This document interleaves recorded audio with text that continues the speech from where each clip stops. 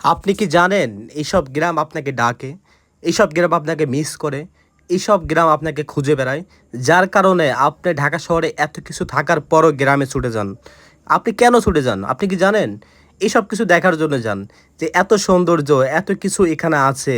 এই গ্রামগুলো দেখলেই মনটা ভরে যায়, এই গ্রামগুলো দেখলে আমাদের প্রাণ জুড়িয়ে যায়, এই গ্রামগুলো দেখলে আমরা শান্ত হয়ে যাই।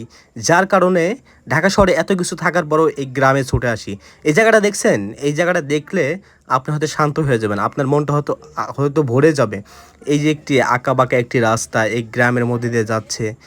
এই যে ভ্যান, অটো গাড়ি যাচ্ছে। কি সুন্দর দেখা যাচ্ছে রে ভাই!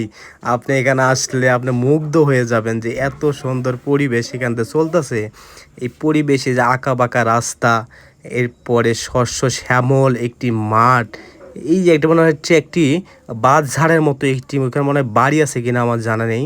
দেখা যাচ্ছে না, বুঝতে পারছি না। তো কত সুন্দর দেখা যাচ্ছে যে আশেপাশে একটু বিল, পানি সবকিছু বাতাস। প্রচণ্ড গরম ছিল। যার কারণে এখানে আমরা আসলাম। এখানে এসে দেখি এত বাতাস যে আপনার এসিও কাম করবে না। এসির কোনো খাওয়া নাই এখানে। এসির আপনার এখানে যে পরিমাণ বাতাস, এসি লাগবে না। তো দেখতে পাচ্ছেন কত সুন্দর একটি পরিবেশে আমি আছি। এই পরিবেশটা কে অনুভব করতে চান আমার সাথে আসবেন।